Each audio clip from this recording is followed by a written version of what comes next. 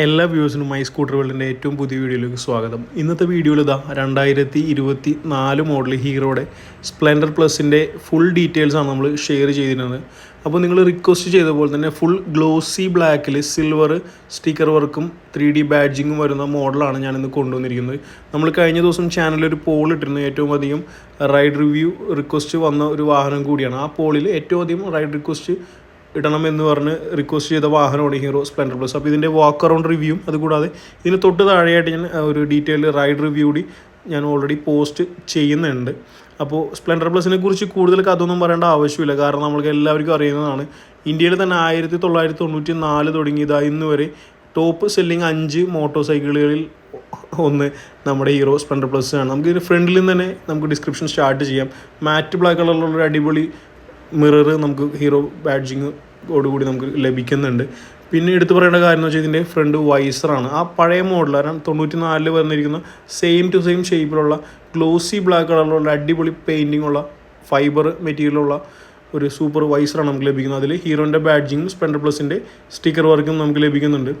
Box ഷേപ്പിൽ വരുന്ന square ഷേപ്പിൽ വരുന്ന ഒരു ഹാലജൻ ഹെഡ്ലൈറ്റ്സ് പ്ലേസ് ചെയ്തിട്ടുള്ള നല്ലൊരു അടിപൊളി നല്ല പ്രകാശമുള്ളൊരു ഹെഡ്ലൈറ്റ് നമുക്ക് ലഭിക്കുന്നുണ്ട്. ബോക്സ് ഷേപ്പിലുള്ള ഹാലജൻ ബൾബ് യൂസ് ചെയ്തിട്ടുള്ള സൈഡ് ഇൻഡിക്കേറ്റേഴ്സ് നമുക്ക് ലഭിക്കുന്നുണ്ട്. യെല്ലോ കളർ ലൈറ്റാണ് വരുന്നത്. ഹെഡ്ലൈറ്റിൻ്റെ താഴെയായിട്ട് നമ്പർ പ്ലേറ്റ് പ്ലേസ് ചെയ്യാനുള്ള ലോക്കും അല്ലെങ്കിൽ ഒരു ക്ലാമ്പ് കാര്യങ്ങളെല്ലാം തന്നെ നമുക്ക് ഓൾറെഡി വരുന്നുണ്ട്. ഫ്രണ്ട് ടെലസ്കോപ്പിക് സസ്പെൻഷനാണ് വരുന്നത്.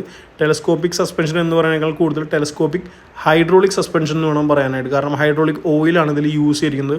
വളരെ ലോങ് ആയിട്ടുള്ള ഒരു സ്റ്റെം ട്യൂബാണ് ഇതിൽ യൂസ് ചെയ്തിരിക്കുന്നതുകൊണ്ട് നമുക്ക് വളരെ കംഫർട്ടബിളായിട്ട് യാത്ര ചെയ്യാനായിട്ട് നമ്മളത് ഹെൽപ്പ് ചെയ്യുന്നതാണ്. പിന്നെ നിങ്ങൾ എടുത്ത് പറയേണ്ട ഒരു കാര്യം എന്ന് വെച്ചാൽ ഈ വാഹനത്തിൻ്റെ ഫ്രണ്ട് മഡ് ഗാർഡാണ്. ഗ്ലോസി ബ്ലാക്ക് കളറിലുള്ള ഫുൾ മഡ് ഗാർഡാണ് വരുന്നത്. അതായത് ഈ ഗ്ലോസി ബ്ലാക്ക് കളർ നമുക്ക് അവസാനം വരെ കിട്ടും. കാരണം മറ്റു വണ്ടികളിലെല്ലാം തന്നെ ഈ റിഫ്ലക്ടർ കഴിഞ്ഞ് താഴേക്കുള്ള ഭാഗം മാറ്റ് ബ്ലാക്ക് ആയിരിക്കും. ഇതിന് നമുക്ക് ഫുള്ള് ഗ്ലോസി ബ്ലാക്ക് കളറുള്ള ഫുൾ മഡ് ഗാർഡ് ലഭിക്കുന്നുണ്ട്. മഡ് ഗാർഡിൻ്റെ രണ്ട് സൈഡിലായിട്ട് അടിപൊളി റിഫ്ലക്ടർ വരുന്നുണ്ട്. മാറ്റ് ബ്ലാക്ക് കളറിലുള്ള 18 ഇഞ്ച് അലോ വീൽസ് നമുക്ക് ലഭിക്കുന്നുണ്ട്. 5 സ്പോക്കാണ് യൂസ് ചെയ്തിരിക്കുന്നത്. നമ്മുടെ സേഫ്റ്റിക്കായിട്ട് IBS ബ്രേക്കിംഗ് സിസ്റ്റം ലഭിക്കുന്നുണ്ട്. കോംബി ബ്രേക്ക് സിസ്റ്റം തന്നെയാണ് IBS എന്ന് പറയുന്നത്. 2 കേബിൾ യൂസ് ചെയ്യുന്നുണ്ട്. 130 mm ഡ്രം ബ്രേക്സ് ആണ് യൂസ് ചെയ്തിരിക്കുന്നത്. MRFൻ്റെ സാപ്പർ സീരീസിലുള്ള ടയറാണ് നമുക്ക് ഈ പ്രാവശ്യം ലഭിക്കുന്നത്. ടയർ സൈസ് 18 സീരീസ് തന്നെയാണ്. 90/118 ആണെന്നാണ് എൻ്റെ ഒരു ഓർമ്മ വരുന്നത്. ഇതാണ് വാഹനത്തിൻ്റെ 130 mm ഡ്രം ബ്രേക്ക് യൂസ് ചെയ്തിട്ടുള്ള ബ്രേക്കിംഗ് സിസ്റ്റം വരുന്നത്. വാഹനത്തിന് ഓൾറെഡി ഇൻബിൽറ്റ് ആയിട്ട് നമുക്കൊരു സിൽവർ പ്ലേറ്റഡ് അല്ലെങ്കിൽ ഒരു ക്രോം പ്ലേറ്റഡ് ആയിട്ടുള്ള front crash guard already company provide ചെയ്യുന്നുണ്ട്. സൈഡ് സ്റ്റാൻഡും മിഡിൽ സ്റ്റാൻഡും ഓൾറെഡി ലഭിക്കുന്നുണ്ട്. ഇതാണ് വാഹനത്തിൻ്റെ സൈഡിൽ നിന്നുള്ള അപ്പിയറൻസ്.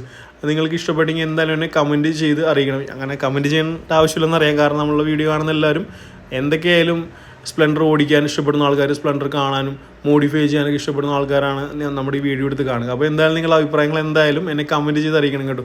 ഈ ഫുൾ ബ്ലാക്ക് കളർ എങ്ങനെയുണ്ടെന്ന് കൂടി ഒന്ന് കമൻറ്റ് ചെയ്ത് തന്നെ അറിയിക്കണം കേട്ടോ. ഇതിൻ്റെ ഒരു പെയിൻറ്റിംഗ് എന്ന് പറഞ്ഞാൽ അന്യായ പെയിൻറ്റിംഗ് ആണ്. നല്ല ഗ്ലോസിയാണ് കേട്ടോ. ആ സ്റ്റിക്കർ വർക്ക്, പവർ സ്റ്റാർട്ടിൻ്റെയും ഫ്യൂൽ ഇഞ്ചക്ഷൻ്റെയും ബാഡ്ജിങ് വരുന്നത്. ഇതൊരു ചെറിയ സ്റ്റോറേജ് ബോക്സാണ്. അതുകൂടെ സൈഡ് കവറിൽ 3D ബാഡ്ജിങ് ലഭിക്കുന്നുണ്ട്. സ്പ്ലെൻഡർ പ്ലസിൻ്റെ i3Sൻ്റെ സ്റ്റിക്കർ ബാഡ്ജിങ് നമുക്ക് ഓൾറെഡി കമ്പനി പ്രൊവൈഡ് ചെയ്യുന്നുണ്ട്. സൈഡ് കവറിന് സീറ്റ് ഉരി കാണിക്കാൻ കുറച്ച് ബുദ്ധിമുട്ടാണ്. അതുകൊണ്ട് ഞാൻ ചെയ്യാത്തത്. കാരണം വെച്ചാൽ സൈഡ് കവർ രണ്ടഴിച്ചിട്ട് 10ൻ്റെ ബോൾട്ട് അഴിക്കേണ്ടി വരും. അതുകൊണ്ടാണ് ഞാൻ സീറ്റ് ഉരി സ്പേസ് കാണിക്കാൻ ഒരു ബുദ്ധിമുട്ടുള്ളത്. പിന്നെ നമുക്ക് ഇതിൻ്റെ ഏറ്റവും വലിയ അട്രാക്ഷൻ എന്ന് പറഞ്ഞാൽ ഇതിൻ്റെ ടെയിൽ ലൈറ്റാണ്. ബോക്സ് ഷേപ്പിലുള്ള ടെയിൽ ലൈറ്റും അതിൻ്റെ മുകളിൽ ഹീറോൻ്റെ ബാഡ്ജിങ് ലഭിക്കുന്നുണ്ട്. വലത്തെ സൈഡിലുള്ള സൈഡ് കവറിലും സ്പ്ലെൻഡർ പ്ലസിൻ്റെ ബാഡ്ജിങ്ങും i3Sൻ്റെ ബാഡ്ജിങ്ങും നമുക്ക് കമ്പനി പ്രൊവൈഡ് ചെയ്യുന്നുണ്ട്. ഫ്യൂൽ ടാങ്കിൽ ഹീറോൻ്റെ അടിപൊളി സിൽവർ കളറുള്ള സ്റ്റിക്കർ വർക്ക് വരുന്നുണ്ട്. പവർ സ്റ്റാർട്ടിൻ്റെ സ്റ്റിക്കർ വർക്ക്, ഫ്യൂൽ ഇഞ്ചക്ഷൻ്റെ സ്റ്റിക്കർ വർക്ക്, കൂടാതെ ഒരു glow box, safety glow box എന്ന് പറയാം, അല്ലെങ്കിൽ ഒരു ഗ്ലോ ബോക്സ് സ്റ്റോറേജ് എന്ന് പറയാം. കൂടുതൽ അതിൽ ഡോക്യുമെൻറ്റ്സ്, അതുപോലെ ഫസ്റ്റ് എയ്ഡ് കിറ്റൊക്കെ ആണെങ്കിൽ നമ്മൾ സ്റ്റോർ ചെയ്യാനായിട്ട് യൂസ് ചെയ്യുന്നത്. ഇനി ഈ വാഹനത്തിൻ്റെ സീറ്റും ഫ്യൂൽ ടാങ്കിലുള്ള പ്രപ്പോർഷനാലിറ്റി നിങ്ങൾ നോക്കണം. സെയിം ഫ്ലോയാണ്. ലാസ്റ്റ് നിന്ന് ഫ്രണ്ടിലേക്ക് ഒരു സെയിം ടു സെയിം ഫ്ലോയാണ്. അതായത് നമ്മൾ ആ ഡ്രൈവർ ഇരിക്കുന്ന ഒരു സ്പേസിൽ മാത്രം കുറച്ച് വീതി കുറയുള്ളൂ. ബാക്കി സെയിം ടു സെയിം ഫ്ലോയാണ്. അത് ആ ഒരു എയറോഡൈനാമിക് ഷേപ്പ് എന്താ പറയുക, അത് ഫുൾഫിൽ ചെയ്യാനാണ് അവർ യൂസ് ചെയ്യുന്നത്. E20 ഫ്യൂൽ സപ്പോർട്ടറാണ് നമ്മുടെ വാഹനത്തിൻ്റെ പെട്രോൾ യൂസ് ചെയ്യുന്നത്. ആ ക്ലാസിക് ആയിട്ടുള്ള എന്താ പറയുക, സ്പ്ലെൻഡറിൻ്റെ ആ ലോക്ക് തന്നെയാണ് ഇപ്പോഴും വരുന്നത്. ഈ ലോക്ക് ഓപ്പൺ ചെയ്തിട്ട് വേണം നമുക്ക് റൗണ്ടിലുള്ള ക്യാപ്പ് ഊരിയിട്ട് ഫ്യൂൽ ഫിൽ ചെയ്യാനായിട്ട്. Total fuel tank capacity 9.8 ലിറ്ററാണ്. നമുക്ക് റൈറ്റ് സൈഡിൽ സെൽഫ് സ്റ്റാർട്ടിൻ്റെ i3Sൻ്റെ ബട്ടൺ മാത്രമാണ് ലഭിക്കുന്നത്. പിന്നെ ആ ഒരു ലിവറിനുള്ള കവറിങ്, റബ്ബറിൻ്റെ ഒരു കവറിങ് ലഭിക്കുന്നുണ്ട്. ഇതുപോലെ ഒരു ബാർ ഹാൻഡിലാണ് വരിക.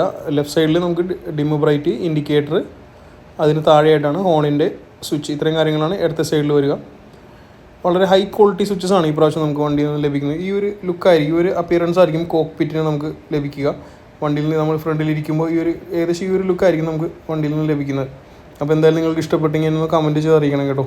നമുക്ക് മീറ്ററിൻ്റെ ഡീറ്റെയിൽസിലേക്ക് കടക്കാം. വളരെ സിമ്പിളായിട്ടുള്ള അനലോഗ് മീറ്ററാണ് നമുക്ക് സ്പ്ലെൻഡറിന് ലഭിക്കുന്നത്. 2 റിംഗ് ആയിരിക്കും.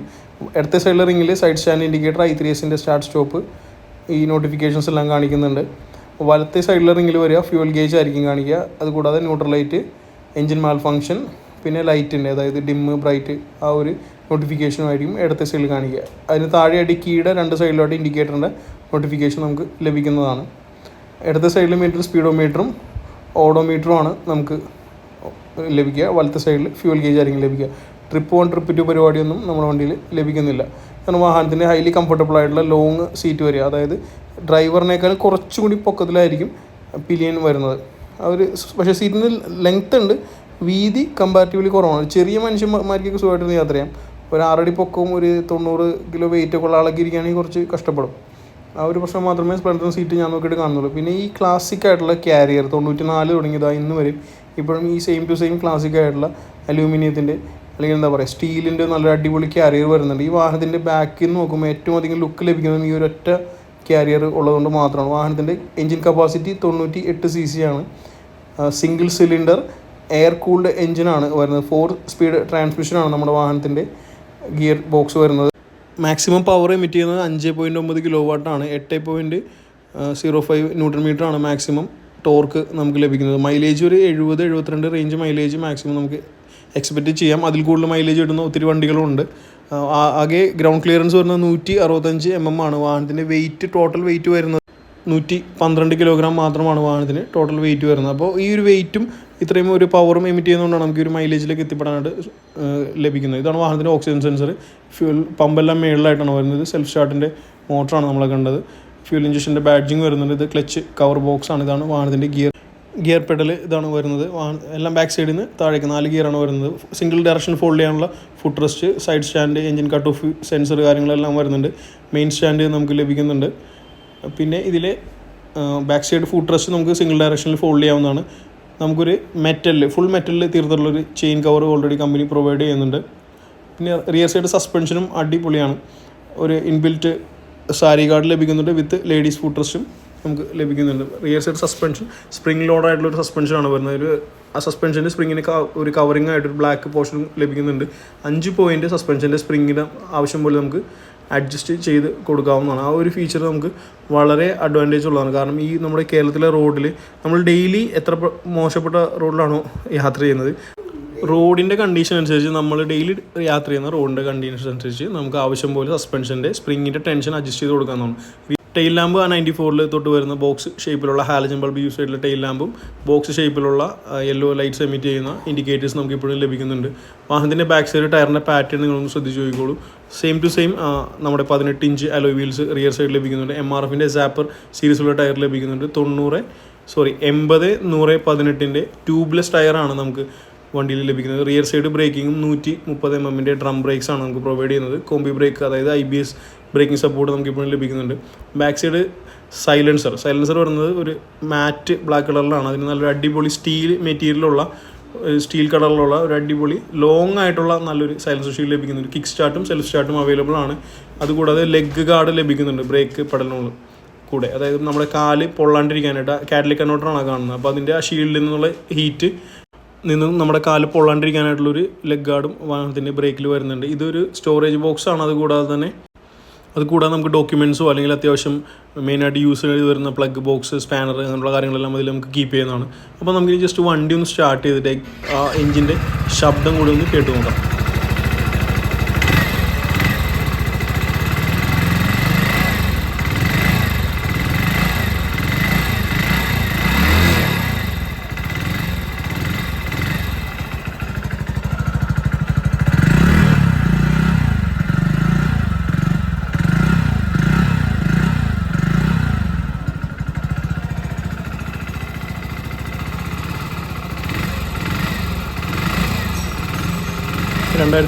ശേഷം ഇറങ്ങിയ മോഡലാണ്. ഏകദേശം BS4 BS6 വന്നപ്പോൾ തൊട്ടുള്ള സെയിം ടു സെയിം സൗണ്ട് തന്നെയാണ് ഇപ്പോൾ ലഭിക്കുന്നത്. പിന്നെ അഡീഷണൽ ആയിട്ട് നമുക്ക് OBD2 സെൻസറും E20 ഫ്യൂൽ സപ്പോർട്ട് കൂടെ ലഭിക്കുന്നുണ്ടെന്ന് മാത്രമേ ഉള്ളൂ. വാഹനത്തിന് ഓൺ റോഡ് കോസ്റ്റ് വരുന്നത് 97,000 രൂപയാണ്.